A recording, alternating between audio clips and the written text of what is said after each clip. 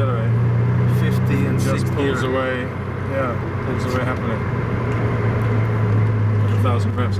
That's the great thing about the F1 is that it's very user friendly, and it's helped by the fact that it's very compact. Yeah. So you don't take up any more room than, say, a Porsche 911. Yes. You don't really draw any more attention to yourself than a Porsche 911. As you can hear, it's fairly quiet. At least at normal speeds anyway. At city speeds it's quiet. There's no show-off styling, there's no spoilers and wings and stripes and so on. It's very relatively understated. And you've got, you know, I'm quite tall, very comfortable, plenty of headroom. Headroom, yes. Great visibility. You can see everything in front. You can also see pulling away from a junction to the left and to the right. You've got fabulous visibility. You know, in a Countach or something like that, You don't see anything. you don't see anything. You can just about see what's ahead of you, and that's it. Whereas in this, you've got fabulous visibility, and the fact of being central in the car becomes second nature after a while. Almost to the point that when you get back into a normal car afterwards, you think to yourself, hang on, why am I sitting on the side of the car? I'm on the wrong side. Yeah. So it's, you know, Manuel, my colleague, when we were just driving here, we were just saying it's such a well thought out car, and everything you look at, all the little details, it's all very well finished. Yeah. Everything is nicely put together, everything shuts as it should. Everything is well screwed together, it doesn't leak water, bits don't fall off of it. Of course, you pay the price for that when it comes to servicing time, because all the bits are very expensive. Yeah. And there's a lot of labour that goes into it, but it's a really, really well executed supercar. No, Yeah. It's perfection. Going on. What are these? I've never been to this part of Geneva any more than you have, so it's a journey of learning.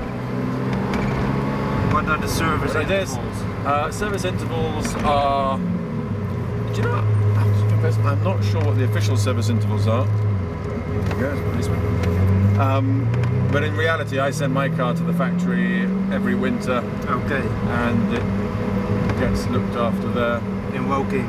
In Woking. Yeah. It's what we call open wallet surgery. Yes. But in fairness, I think if you're going to spend the money to buy the car, you might as well spend the money to maintain it as well. Yes, of course. Would be a big shame if you didn't maintain it.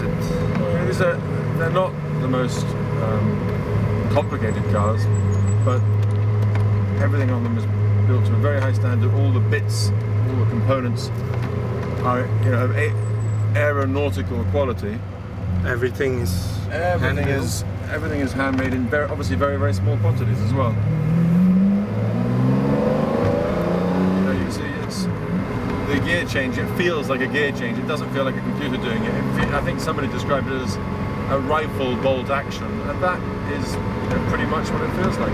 It's got a nice firm action, not too heavy, almost organic. The steering's very nice and precise.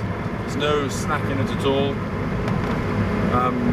You know, the ride, as you can feel, is good. Yes.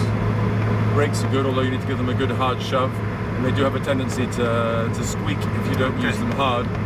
But that's something which you can't really avoid with brakes. Well, you know, you've got brakes that are designed to slow the car down from well above 200 miles an hour. Like the Formula 1 cars, of course. And the other car that has a similar characteristic is the F40, where you get these squeaky brakes. But unfortunately, there's no way around that. But that's okay. It's a small price to pay. And this wonderful throttle action, which is so prompt.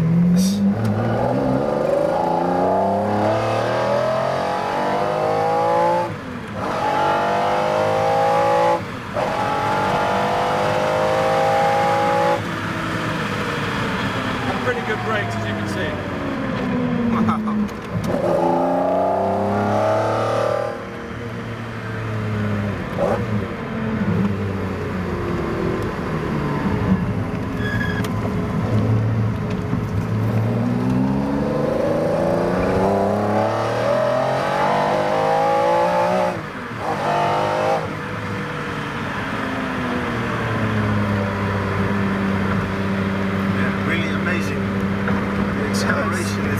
That's with 3 people on board as well. Yeah. So if you can consider the car weighs something like, I don't know, 1,150 kilos, having 3 people on board, and no disrespect to you, but you know, none of us are ballerinas. No. That makes a bit of a difference as well.